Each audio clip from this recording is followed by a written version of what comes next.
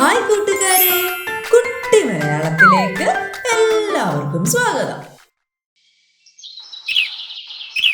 ഇന്ന് നമ്മൾ കേൾക്കാൻ പോകുന്നത് കാട്ടിലെ മൃഗങ്ങളുടെ രക്ഷകനായ ഒരു കുട്ടി റോബോട്ടിന്റെ കഥയാണ്.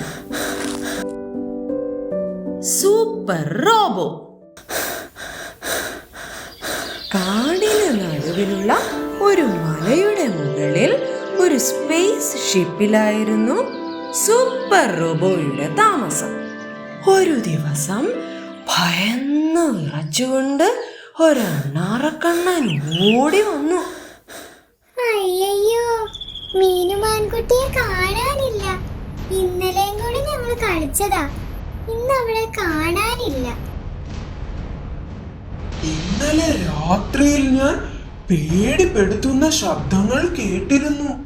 ഇന്ന് രാവിലെ ഉൾക്കാട്ടിലേക്ക് നയിക്കുന്ന വലിയ കാൽപ്പാടുകളും കണ്ടു. പക്ഷെ മീൻ ഒറ്റയ്ക്ക് ഒരിക്കലും എവിടെ പോകില്ല. എന്തോ സംഭവിച്ചിട്ടുണ്ട്. മൃഗങ്ങൾ തങ്ങളുടെ ആകുലതകളും വിഷമങ്ങളും പരസ്പരം പറഞ്ഞു.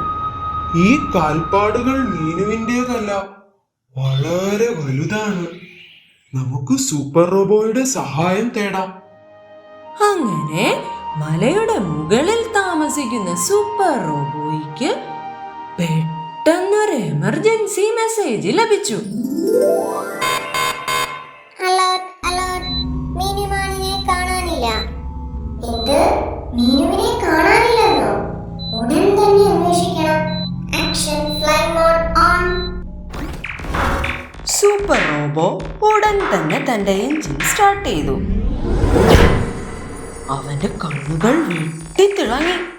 ലക്ഷ്യത്തിലേക്കെത്താൻ കുതിച്ചു.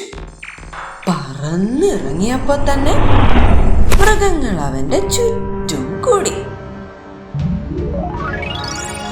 റോബോ, നിനക്കേ ഞങ്ങളെ സഹായിക്കാൻ കഴിയൂ.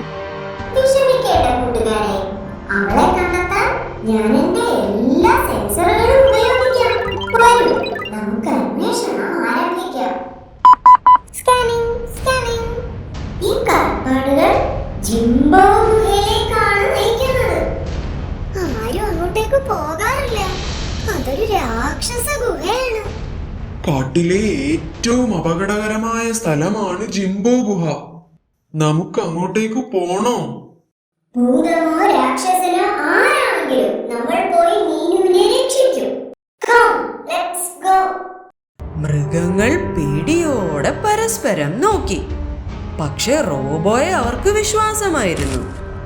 റോബോയെ പിന്തുടർന്ന് അവർ കാട്ടിലേക്ക് നീങ്ങി. ഉൾക്കാട്ടിലേക്ക് പോകും തോറും അവർക്ക് ഭയം കൂടിക്കൂടി വന്നു.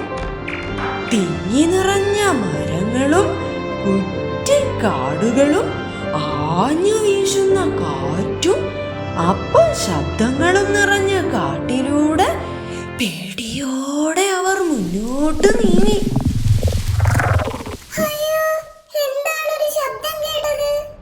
കുറ്റിക്കാട്ടിൽ നിന്നുള്ള ഭീകര ശബ്ദം കേട്ട് അണ്ണാറക്കണ്ണം വാലും ചുരുട്ടി ഓടി.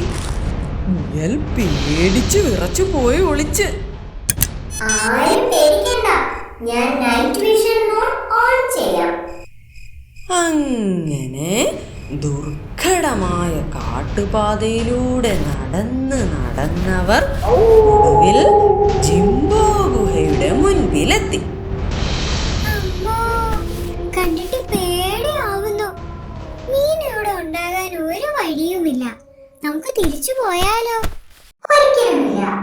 എന്റെ സെൻസറിൽ മീനും ഇവിടെ ഉണ്ടെന്നാണ് തിരിച്ചറിഞ്ഞത്. മൃഗങ്ങൾ മുന്നോട്ടു പോകാൻ പേടിച്ചെങ്കിലും റോബോയുടെ ദൃഢനിശ്ചയത്തിൽ അവർ മുന്നോട്ട് നടന്നു. ഗുഹയുടെ ഭയാനകമായ ഇരുട്ടിൽ മീനുവിന്റെ ഹൃദയമിടിപ്പ് അവന്റെ സെൻസറിൽ തെളിഞ്ഞു. ഭയന്നു വിറച്ച മൃഗങ്ങൾ അങ്ങോട്ടും ഇങ്ങോട്ടും നോക്കി. ആർക്കാടാ എന്റെ ഗുഹയിൽ കിടക്കാൻ ഇത്ര ധൈര്യം? ഈ മുരൾച്ച കേട്ട മൃഗങ്ങൾ പിന്നെയും ഭയന്നു വിറച്ചു. എന്നാൽ ശാന്തനായ റോബോ ധൈര്യത്തോടെ പറഞ്ഞു. ഞാൻ സൂപ്പർ റോബോ, ഈ കാടിന്റെ രക്ഷകൻ. മീനു എവിടെ?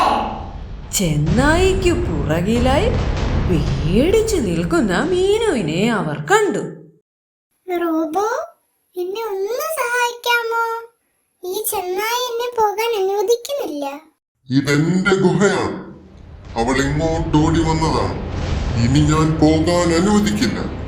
ചെന്നായയുടെ ശബ്ദം കഠിനമായിരുന്നെങ്കിലും അവൻ എന്തോ വിഷമമുള്ളതായി തോന്നി. എന്താണ് കാരണം? രാത്രിയാകുമ്പോൾ ഈ കാട് ഭയാനകമാണ്. എനിക്ക് സുഹൃത്തുക്കൾ ആരുമില്ല. ഒറ്റയ്ക്കാകുമ്പോൾ എനിക്ക് പേടിയാണ്. ചെന്നായിക്ക് പേടിയോ? മൃഗങ്ങൾ സഹതാപത്തോടെ അവനെ നോക്കി. റോബോയ്ക്ക് അവനോട് ദയ തോന്നി. മീനുവിനെ നീ വിട്ടയക്കൂ. കാട്ടിലെ മൃഗങ്ങളെ നിനക്ക് സുഹൃത്തുക്കളാക്കിക്കൂടെ? പക്ഷേ ഞാനൊരു ചെന്നായാണ്. എല്ലാവരും എന്നെ ഭയപ്പെടുന്നു. എനിക്ക് നിന്നെ പേടിയില്ല. പക്ഷേ നീ എന്നെ എവിടെ പിടിച്ചു നിർത്തരുത്. ശരിക്കും നീ എന്നെ കൂട്ടുകാരനാക്കുമോ? തീർച്ചയായും കൂട്ടുകാരനാക്കും. എല്ലാവർക്കും ഒരു സുഹൃത്ത് വേണം. ഒരിക്കൽ ഭയം നിറഞ്ഞിരുന്ന ചെന്നായയുടെ കണ്ണുകൾ ഇപ്പോൾ പ്രതീക്ഷയിൽ തിളങ്ങി. നീ പേടിക്കണ്ട, എല്ലാവരും നിന്നെ സുഹൃത്താക്കും. മീനു, എന്നോട് ചെയ്തതിനെല്ലാം സോറി. നീ പോയിക്കോളൂ. ഗുഹയുടെ പുറത്തേക്ക് മീനു ഓടി വരുന്നത് കണ്ട് മൃഗങ്ങൾ ആർപ്പ് വിളിച്ചു. ജയ് ജയ് സൂപ്പർ റോബോ, ജയ് ജയ് സൂപ്പർ റോബോ. അങ്ങനെ കാട്ടിലെ മൃഗങ്ങളെല്ലാം ചെന്നായയുടെ സുഹൃത്തുക്കളായി മാറി.